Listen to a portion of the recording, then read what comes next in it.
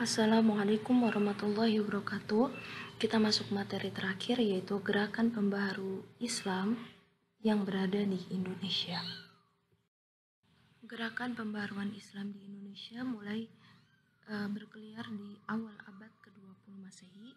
Pengaruh gerakan Islam yang sudah berlangsung di Timur Tengah secara perlahan memberikan pengaruhnya di Indonesia.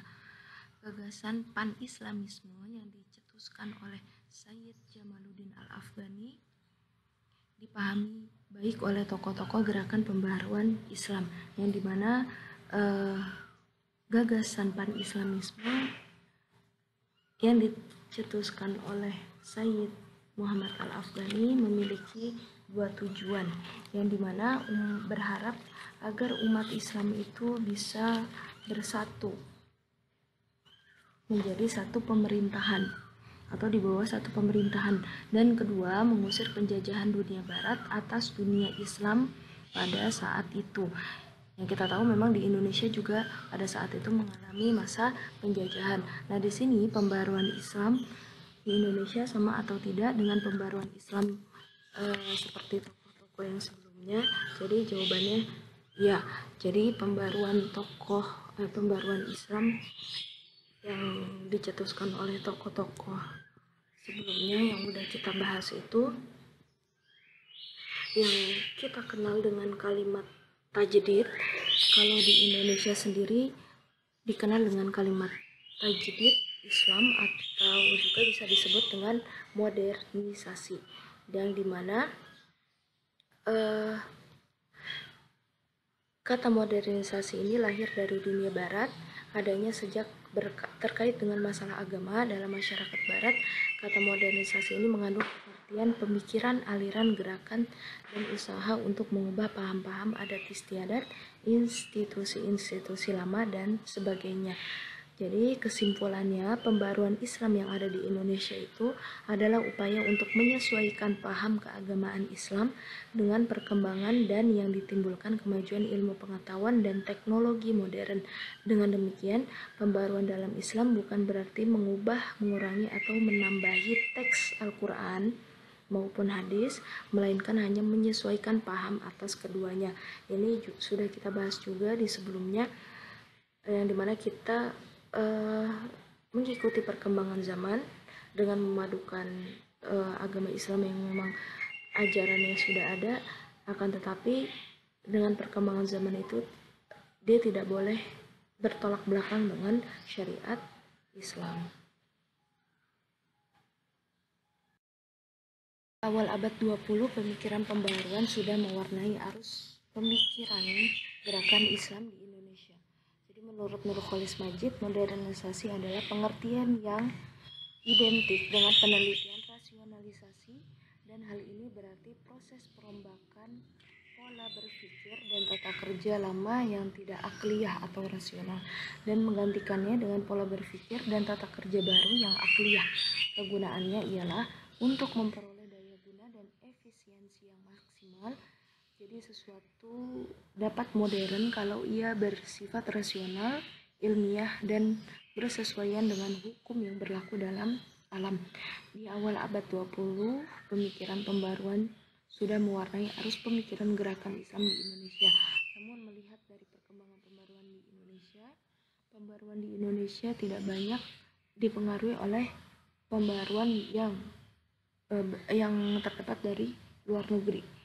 Hal tersebut diasumsikan bahwa pergerakan pembaruan yang terjadi di Indonesia banyak dipengaruhi oleh pemikiran nasionalisme kebangsaan. Dan pembaruan di Islam ini diwujudkan dalam bentuk pendidikan. Pembaruan dalam pendidikan didasari argumentasi bahwa lembaga pendidikan merupakan media yang paling efektif untuk menumbuhkan gagasan-gagasan baru. Dan pembaruan di Indonesia ini dipelopori oleh tokoh-tokoh organisasi keagamaan dan sosial, sama halnya seperti tokoh-tokoh yang udah kita bahas, tapi ini tokoh-tokoh yang berada di Indonesia. Yang pertama itu ada Kiai Haji Ahmad Dahlan yang pendiri Muhammadiyah, kemudian Hadratus Syekh Hashim Al-Asy'ari, pendiri Nahdlatul Ulama, kemudian ada Haji Ahmad Surkati Al-Irsyad, Zamzam Persis, Dan para ulama tersebut banyak belajar ilmu agama di Indonesia dan menimba ilmu di Mekah. Di antara tokoh lainnya adalah Hos Cokro Aminoto dari Syarikat Islam yang dikenal menggali inspirasi dari ide-ide pembaru Islam dari anak benua India. Sebenarnya masih banyak lagi, ini hanya sebagiannya yang sangat terkenal di Indonesia. Ada beberapa jalur masuknya ide-ide pembaruan dari luar ke Indonesia. Di antaranya adalah jalur haji dan mukim. Ini tradisi umat-umat terdahulu yang dimana ketika kita dari Indonesia untuk berangkat haji, ini kan memerlukan perjalanan yang sangat lama, butuh waktu yang sangat lama. Kemudian ketika mereka ibadah haji, nah itu mereka biasanya nggak langsung pulang, jadi mereka memutuskan untuk bermukim untuk sementara menimba ilmu dan menambah wawasan ilmu keagamaan atau pengetahuan lainnya. Jadi memang mereka memutuskan untuk belajar di sana gitu selama beberapa waktu yang cukup lama, hingga nanti ketika kembali di Indonesia dia bisa menyebarkan atau dia bisa mengajarkan Islam yang sudah dipelajari di Mekah. Kemudian yang kedua ada jalur publikasi, yakni berupa jurnal atau majalah-majalah yang memuat ide-ide pembaruan Islam baik dari terbitan Mesir maupun Beirut. Jadi ini wacana ini disuarakan media tersebut kemudian menarik Muslim Nusantara untuk menerjemahkannya ke dalam bahasa Indonesia.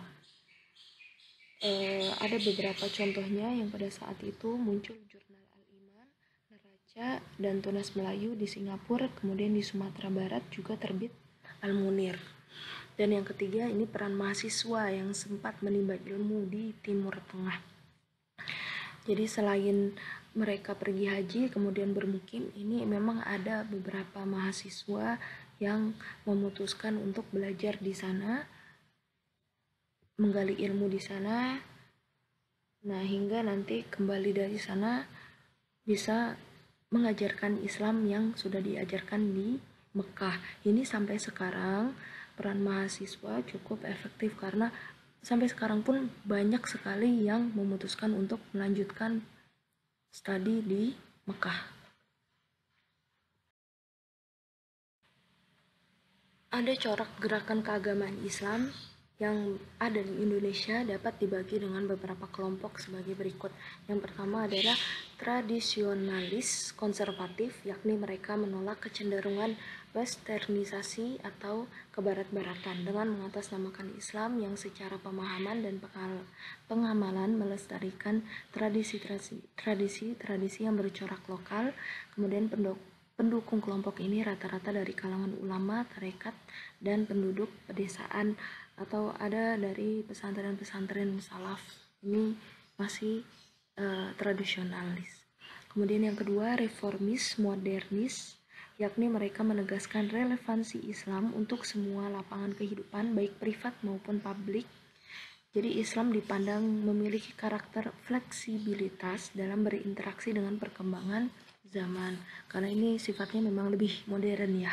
Kemudian yang ketiga, radikal puritan, seraya sepakat dengan klaim fleksibilitas Islam di tengah arus zaman, mereka enggan memakai kecenderungan kaum modernis dalam memanfaatkan ide-ide barat. Mereka lebih percaya pada penafsiran yang disebutnya sebagai murni Islam.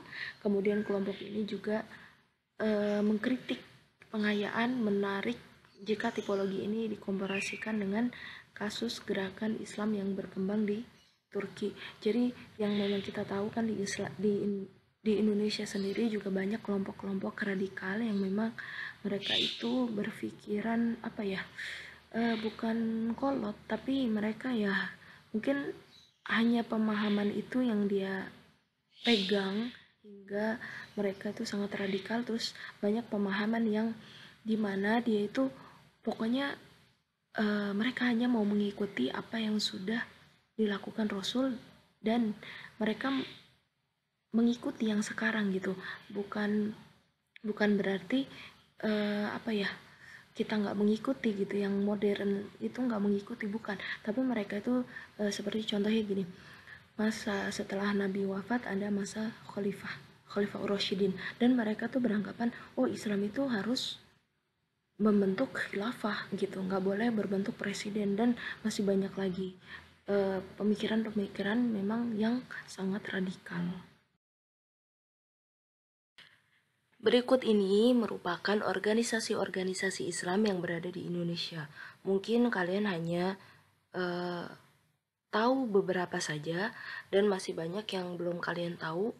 Nah, sebenarnya ini cukup banyak, tapi mungkin ada yang sampai sekarang organisasi ini masih ada, tapi ada juga yang sudah bubar. Ini.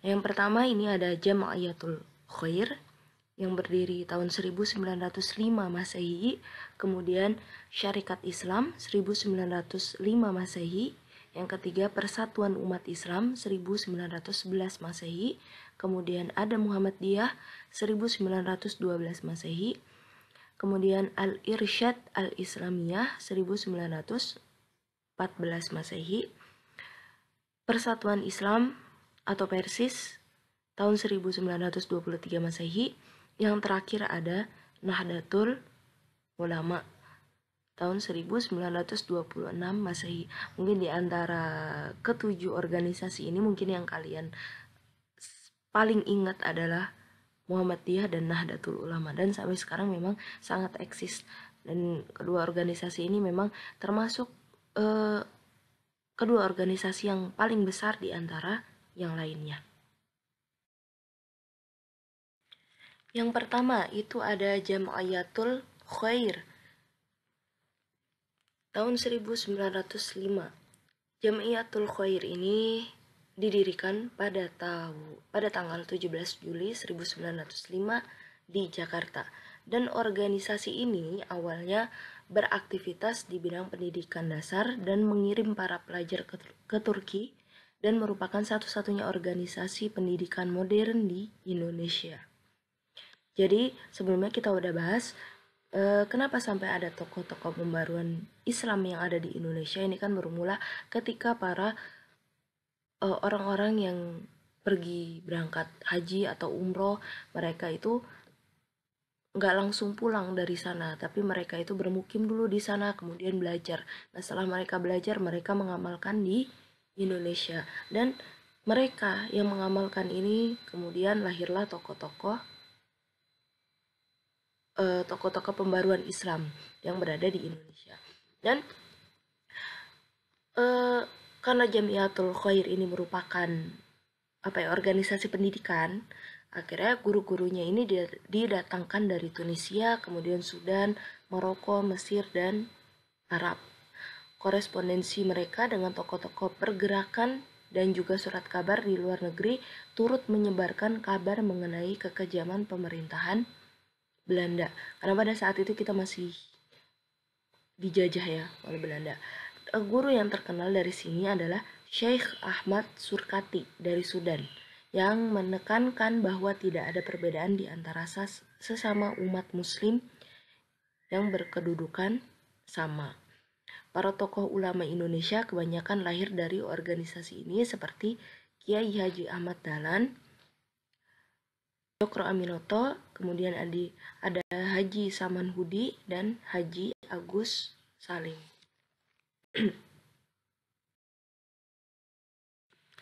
Yang kedua yaitu Syarikat Islam tahun 1905 Masehi.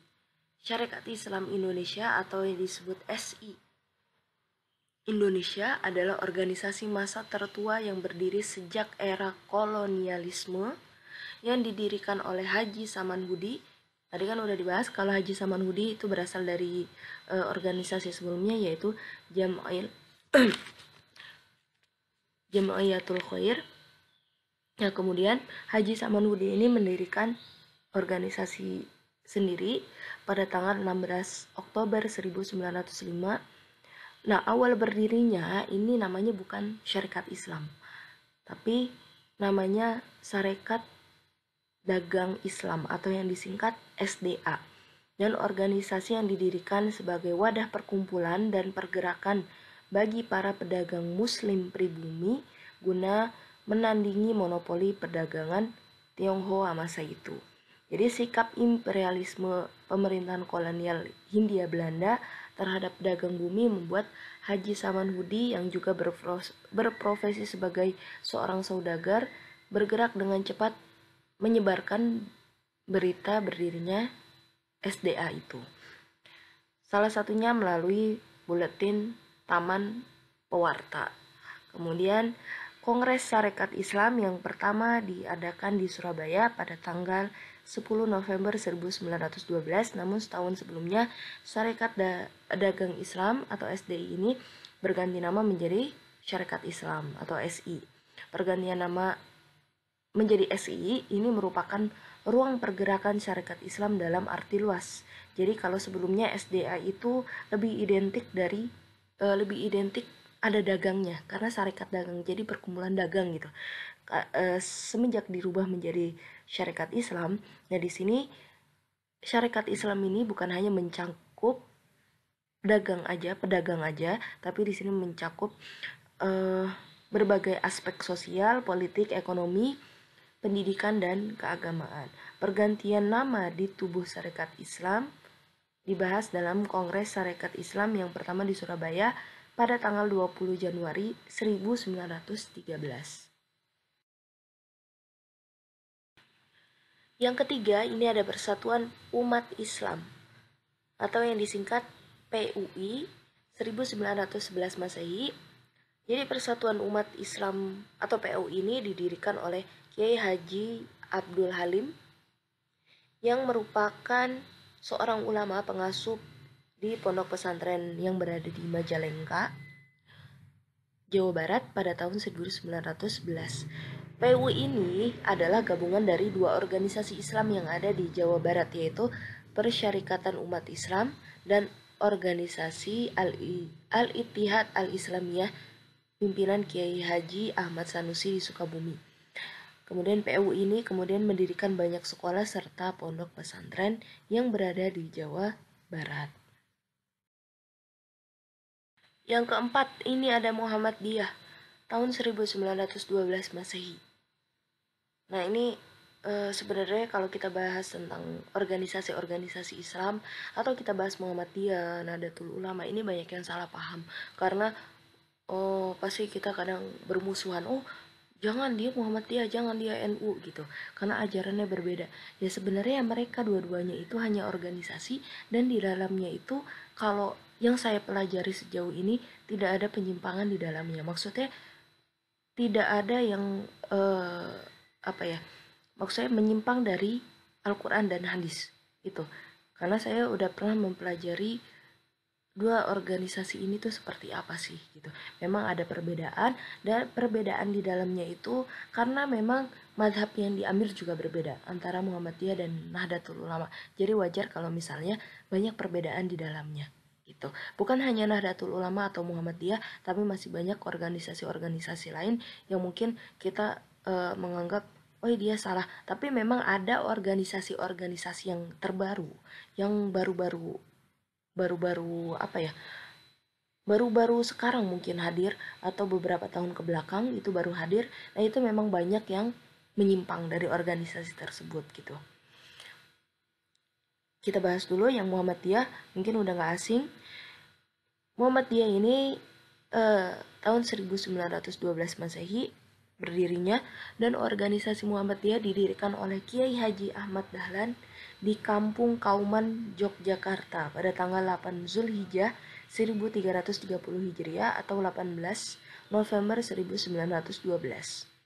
Kelahiran dan keberadaan Muhammadiyah pada awal berdirinya tidak lepas dan merupakan manifestasi dari gagasan pemikiran dan amal perjuangan Kiai Haji Ahmad Dahlan atau Muhammad Darwis yang menjadi pendirinya. Nah, setelah menunaikan ibadah haji ke Tanah Suci dan bermukim yang kedua kalinya pada tahun 1903, Kiai Dahlan mulai menyemaikan benih pembaruan di tanah air. Dan gagasan pembaru ini diperoleh Kiai Dahlan setelah berguru kepada ulama-ulama Indonesia yang bermukim di Mekah seperti Syekh Ahmad Khotib di Minangkabau, kemudian ada Kiai Nawawi dari Banten, Kiai Mas Abdullah dari Surabaya, terus ada Kiai Fakih dari Mas Kumambang. Juga setelah membaca pemikiran-pemikiran para pembaru Islam seperti Ibnu Taimiyah, kemudian Muhammad bin Abdul Wahab, kemudian ada Jamaluddin Al-Afghani, Muhammad Abduh, Rashid Ridho. Nah, pokoknya tokoh-tokoh pembaru yang sebelumnya sudah kita bahas. Nah, dengan modal kecerdasan dari Kiai Haji Ahmad Dahlan, akhirnya Kiai Haji Ahmad Dahlan ini interaksi juga, bermukim di Saudi Arabia, dan bacaan atas karya-karya para pembaru pemikiran Islam itu telah menanamkan benih ide-ide pembaruan dalam diri Kiai Dahlan. Jadi sekembalinya dari Arab Saudi, Kiai Haji Ahmad Dahlan justru membawa ide dan gerakan pembaruan, bukan malah menjadi konservatif. Dan lahirnya Muhammadiyah sebagai sebuah organisasi untuk mengaktualisasikan gagasan-gagasannya merupakan hasil interaksi Kiai Haji Ahmad Dahlan dengan kawan-kawan dari Budi Utomo yang tertarik dengan masalah agama yang diajarkan Kiai Dahlan, yakni Raden Budi Harjo dan Raden Sosrosugondo. Gagasan itu juga merupakan saran dari salah seorang siswa Kiai Dahlan dari Quick School Jetis, di mana Kiai Haji Ahmad Dahlan ini mengajar agama pada sekolah tersebut secara ekstrakurikuler, yang sering datang ke rumah Kiai dan menyarankan agar kegiatan pendidikan yang dirintis oleh Kiai Haji Ahmad Dahlan ini tidak diurus oleh Kiai sendiri, tapi menjadi suatu organisasi agar terdapat kesinambungan setelah Kiai Haji Ahmad Dahlan wafat. Dan kelahiran Muhammadiyah sebagaimana digambarkan itu melekat dengan sikap, pemikiran, dan langkah Kiai Haji Ahmad Dahlan sebagai pendirinya, yang mampu memadukan paham Islam yang ingin kembali kepada Al-Quran dan Sunnah dengan orientasi tajdid, yang dimana itu melakukan pembaruan dan membuka pintu ijtihad, kemudian tidak menolak akan perubahan zaman. Nah, sehingga memberi karakter yang khas dari kelahiran dan perkembangan dari Muhammadiyah di kemudian hari. Dan Kiai Haji Ahmad Dahlan sebagaimana para pembaru Islam lainnya, tetapi dengan tipikal yang khas, memiliki cita-cita membebaskan umat Islam dari keterbelakangan dan membangun kehidupan yang berkemajuan melalui tajdid atau pembaruan, yang meliputi di situ ada aspek-aspek tauhid atau akidah, ibadah, muamalah, kemudian pemahaman terhadap ajaran Islam dan kehidupan umat Islam dengan mengembalikan kepada sumbernya yang asli, yakni Al-Quran dan Sunnah Nabi. Nah, ini yang kita tahu kan maksudnya film apa sampai tokoh Kiai Haji Ahmad Dahlan dan berdiri Muhammadiyah ini sampai ada filmnya. Mungkin yang pengen paham lagi atau pengen gimana sih Muhammadiyah itu bisa tonton di filmnya.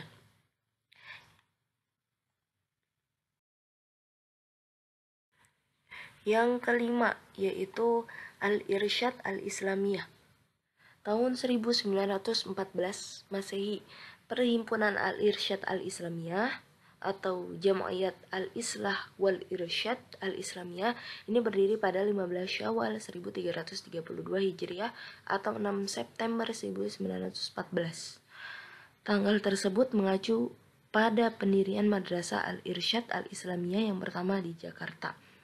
Pengakuan hukumnya sendiri baru dikeluarkan pemerintah kolonial Belanda pada 11 Agustus 1915, dan tokoh sentral pendiri Al-Irsyad ini adalah Al-Alamah Syekh Ahmad Surkati Al-Ansori, seorang ulama besar Mekah yang berasal dari Sudan, yang tadi di organisasi yang pertama yang kita bahas, Jamiatul Khair, Ahmad Surkati ini sebagai gurunya, sebagai guru pada saat itu.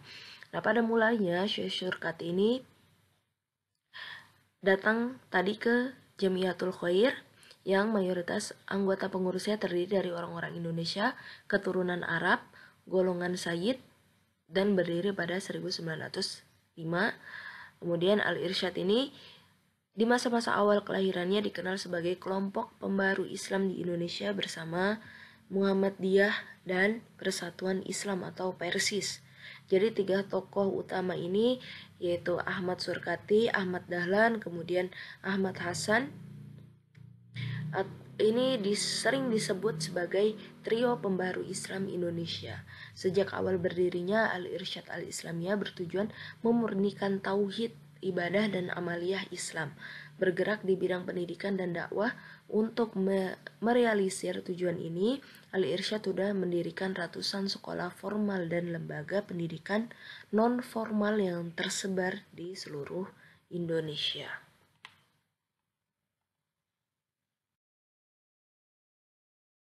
Yang keenam, ini Persatuan Islam atau disingkat Persis, yaitu sebuah organisasi Islam di Indonesia. Persis ini didirikan 12 September 1923 di Bandung oleh sekelompok Islam yang berminat dalam pendidikan dan aktivitas keagamaan yang dipimpin oleh Haji Zamzam dan Haji Muhammad Yunus. Jadi Persis ini didirikan dengan tujuan untuk memberikan pemahaman Islam yang sesuai dengan aslinya yang dibawa oleh Rasulullah SAW dan memberikan pandangan berbeda dari pemahaman Islam tradisional yang dianggap sudah tidak orisinil karena bercampur dengan budaya lokal. Yang kita tahu kan, maksudnya pertama kali Islam ada di Indonesia, mungkin sampai sekarang ini masih banyak masyarakat yang memang mencampur adukan antara Islam dengan kebudayaan yang ada di Indonesia. Sebenarnya nggak apa-apa, maksudnya kita mengikuti Islam dan maksudnya menggabungkan antara agama dengan kebudayaan Islam, kebudayaan yang sudah ada di Indonesia itu sebenarnya nggak apa-apa. Akan tetapi kalau misalnya kebudayaan itu bertolak belakang dengan syariat Islam, itu yang tidak boleh. Nah, ini kan kesalahan orang-orang terdahulu dan mungkin sampai sekarang mereka udah Islam tapi mereka masih percaya dengan adanya kayak upacara di situ ngasih sesajen. Itu yang salah. Karena ini yang dimaksud sudah tidak orisinil karena udah bercampur dengan budaya lokal. Dan sikap taklid atau buta, sikap tidak kritis dan tidak mau menggali Islam lebih dalam dengan membuka kitab-kitab hadis yang sahih, itu salahnya dari orang-orang Indonesia. Jadi akhirnya banyak yang bertolak belakang antara kebudayaan sama syariat Islam. Oleh karena itu, lewat para ulamanya seperti Ahmad Hasan yang juga dikenal dengan Hasan Bandung atau Hasan Bangil, Persis mengenalkan Islam yang hanya bersumber dari Al-Quran dan hadis. Persis bukan organisasi keagamaan yang berorientasi politik, namun lebih fokus terhadap pendidikan Islam dan dakwah dan berusaha menegakkan ajaran Islam secara utuh tanpa dicampuri khurafat, syirik, bid'ah yang telah banyak menyebar di kalangan awam orang Indonesia. Yang terakhir ini Nahdlatul Ulama, udah gak asing lagi di telinga kita, atau NU, yaitu merupakan sebuah organisasi Islam terbesar di Indonesia. Terbesar ini karena setahu saya di sekolah-sekolah negeri lebih tepatnya, ini mereka semua mengikuti NU semua. Kalau kan ada sekolah Muhammadiyah ya kan, tapi kalau SD negeri itu kebanyakan NU. Nah, organisasi ini berdiri pada 16 Rajab 1344 Hijriah atau 31 Januari 1926 dan bergerak di bidang keagamaan, kemudian ada pendidikan, sosial, dan ekonomi. Kehadiran Nahdlatul Ulama merupakan salah satu upaya melembagakan wawasan tradisi keagamaan yang dianut jauh sebelumnya, yakni paham Ahlus Sunnah wal Jamaah. Jadi NU ini sebagaimana organisasi-organisasi yang lainnya bersifat sosial, budaya, atau keagamaan yang lahir di masa penjajah. Pada dasarnya merupakan perlawanan terhadap penjajahan. Nah, hal ini didasarkan Berdirinya NU dipengaruhi kondisi politik dalam dan luar negeri, sekaligus merupakan kebangkitan kesadaran politik yang ditampakkan dalam wujud gerakan organisasi dalam menjawab kepentingan nasional dan dunia Islam umumnya. Di kalangan pesantren, gigih melawan kolonialisme dengan membentuk organisasi pergerakan seperti Nahdlatul Wathon, Kebangkitan Tanah Air pada tahun 1916, kemudian tahun 1918 didirikan Taswirul Afkar atau dikenal juga dengan Nahdlatul Fikri atau Kebangkitan Pemikiran sebagai wahana pendidikan sosial politik kaum dan keagamaan kaum santri. Selanjutnya didirikanlah Nahdlatul Tujjar, pergerakan kaum saudagar gitu ya, yang dijadikan basis untuk memperbaiki perekonomian rakyat. Dengan adanya Nahdlatul Tujjar ini, maka Taswirul Afkar selain tampil sebagai kelompok studi juga menjadi lembaga pendidikan yang berkembang sangat pesat dan memiliki cabang di beberapa kota. Dan dalam sejarahnya NU ini tampil sebagai organisasi Islam yang moderat di Indonesia dan mampu menerima tradisi-tradisi lokal serta beradaptasi terhadap perubahan zaman. Di NU dikenal luas makalah al-muhafadhah ala qadimi al-shalih wa al-akhdu bi al-jadid al-aslah, memelihara yang hal lama yang masih baik dan mengambil hal baru yang lebih baik. Nah, tapi balik lagi, asalkan ini tidak bertolak belakang dengan syariat Islam. Itu pegangannya. Dan sikap NU terbuka atas keragaman dan perbedaan.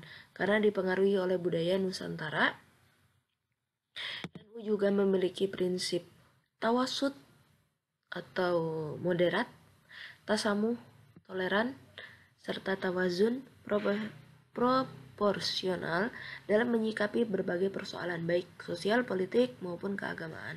Prinsip ini mendasari dan sekaligus memagari NU sehingga tidak jatuh dalam sikap radikal atau ekstrim. Dan dalam menegakkan prinsip dasar organisasi, Kiai Haji Hashim Al-Asy'ari merumuskan kitab Qonun Asasi, prinsip dasar, kemudian juga merumuskan kitab yang I'tiqad Ahlus Sunnah wal Jamaah. Kemudian kedua kitab tersebut diejawantahkan dalam khitan NU dan dijadikan dasar dan rujukan warga NU dalam berpikir dan bertindak. Ini Nahdlatul Ulama ini menorehkan sejarah tersendiri bagi perjuangan bangsa Indonesia ketika pada saat itu kita sedang mempertahankan NKRI. Para ulama ini telah bergerak terlebih dahulu. Para ulama, kiai, santri, terus warga Nahdiyin memberikan kontribusi nyata dalam mengawal perjuangan kemerdekaan, mempertahankan dan mengisinya dengan spirit yang tak kenal lelah dan pamrih. Perjuangan semakin menggelora setelah keluar fatwa jihad yang dikumandangkan Hadratus Syekh Kiai Haji Hashim Al-Asy'ari yang lebih dikenal dengan Revolusi Jihad tanggal 22 Oktober. Nah, kemudian pada tanggal 9 November 1945, Syekh Kiai Haji Hashim Al-Asy'ari ini sebagai pemimpin tertinggi Laskar Hizbullah menggalang kekuatan dari seluruh penjuru Surabaya untuk menghadapi setiap kemungkinan dengan penolakan terhadap sekutu. Nah, di sini pertempuran dibantu oleh Kiai Haji Wahab Hasbullah, terus ada Bung Tomo, ada Ruslan Abdul Ghani, kemudian Kiai Haji Mas Mansur, dan Cak Arnomo, Bung Tomo. Nah, kemudian Kiai Haji Hashim Al-Asy'ari dikukuhkan sebagai pahlawan nasional yang ditetapkan oleh Presiden Soekarno dalam Kepres nomor 249 tahun 1945.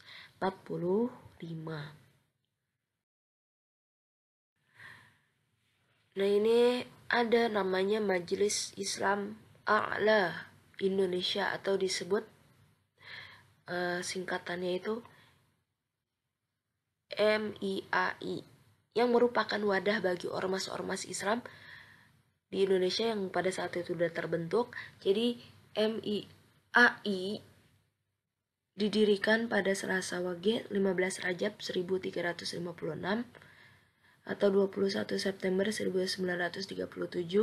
Ini yang mendirikan Kiai Haji Hashim Al-Asy'ari. Jadi organisasi-organisasi yang sudah kita sebut tadi, mereka berkumpul di MIAI ini.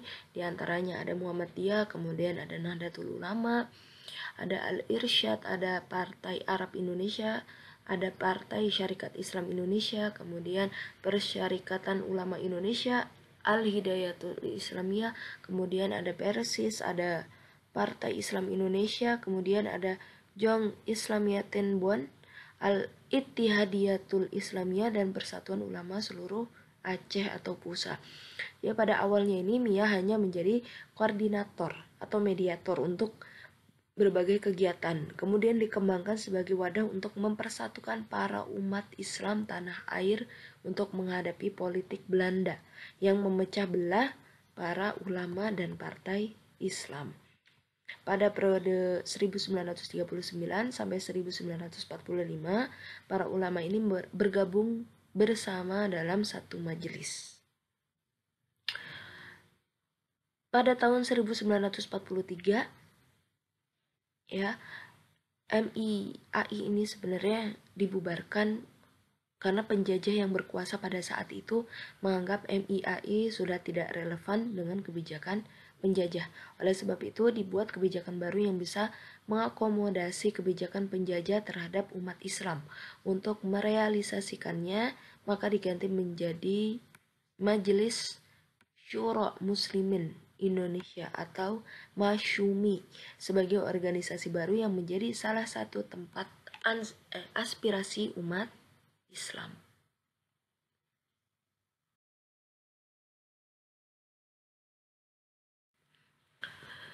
Jadi ini sudah materi terakhir di kelas 11 ini. Kalau misalnya ada salah-salah kata selama mengajar, mohon maaf. Dan jika ada yang mau bertanya silahkan. Nanti kisi-kisi untuk PAT akan dikirimkan. Dan terima kasih. Wassalamualaikum warahmatullahi wabarakatuh.